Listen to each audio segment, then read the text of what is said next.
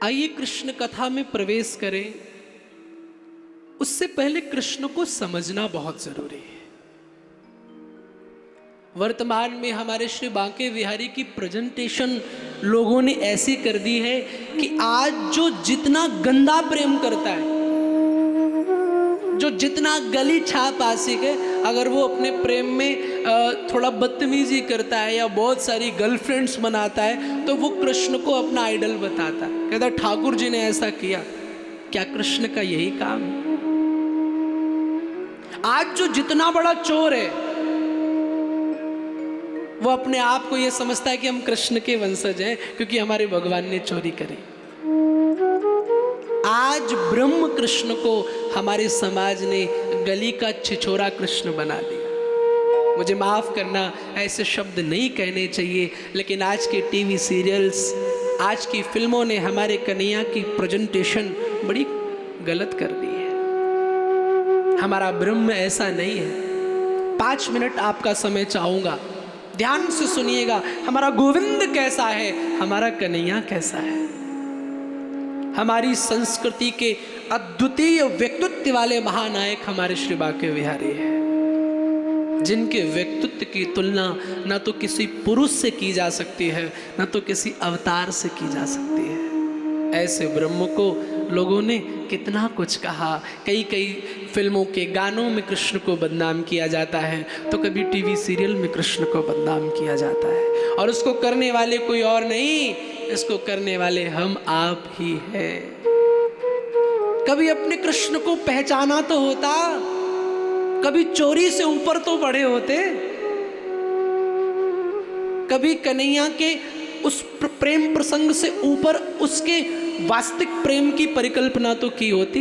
लेकिन वहां तक हमारी बुद्धि कहाँ पहुंच रही है? हमें तो यो दिखाई देता है कि ये नाचने वाला कोई गाने वाला कृष्ण है।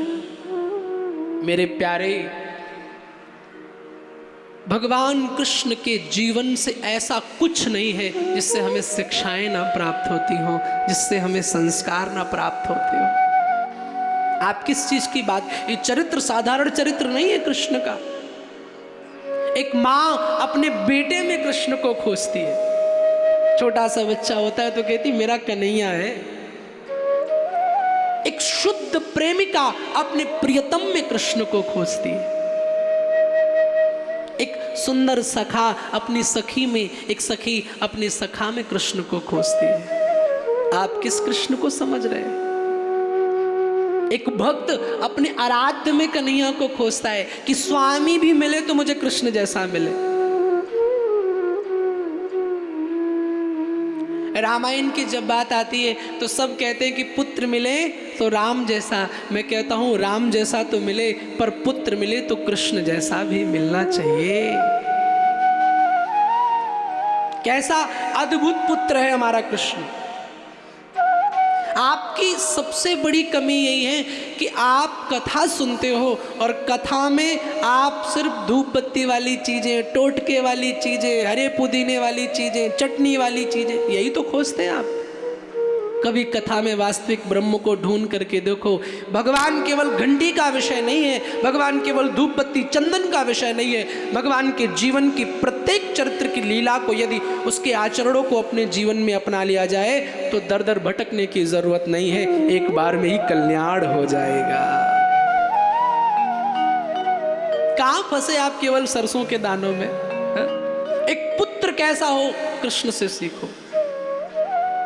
अलबेला व्यासु में शिवानंद आपको दुनिया बताएगी पुत्र मिले राम जैसा, मैं बताऊंगा पुत्र मिले कृष्ण जैसा। श्री राम जैसा तो मिले, पर बांके बिहारी जैसा भी पुत्र मिलना चाहिए। क्यों? कौन सा कन्हैया ने ऐसा काम किया?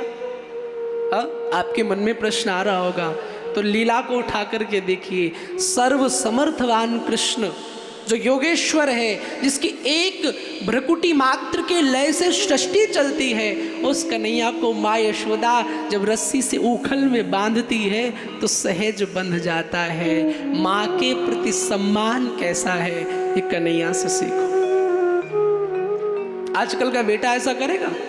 नौकरी लग जाते ही मम्मी बैठी है घर पे, ऑफिस का काम कर रहा है, थोड़ा खांस दे मम्मी, तो कहती मम्मी थोड़ा चुप हो जाइए, ऑफिस का काम चल रहा है, बहुत बात करते हो आप, बहुत जोर से खांसते हो। और एक मेरा कन्हैया देखिए, सर्व समर्थवान है, उसके बाद भी माँ के प्रति कितना सम्मान है कि उखल में बंद जा रहा है।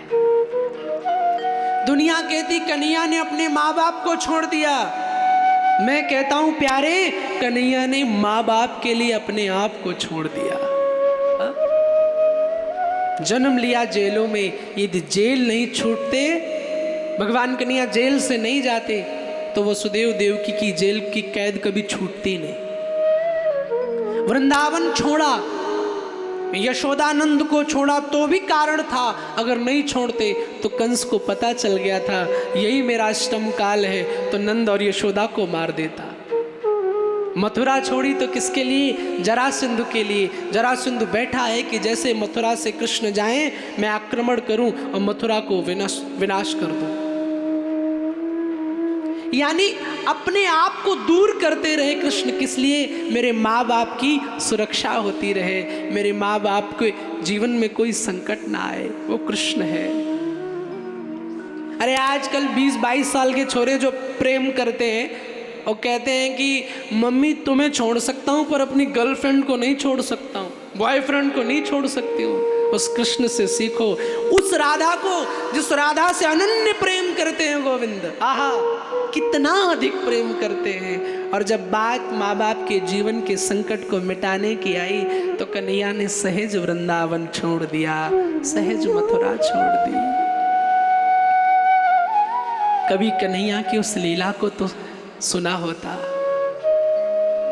कभी इन चरित्रों का अपने जीवन में, इन चरित्रों को तो उतारो ना। केवल माखन खाया, केवल मटकी फोड़ी, केवल चीर चुराया, अरे भैया यहीं तक कृष्ण नहीं है, थोड़ा इससे ऊपर उठो ना।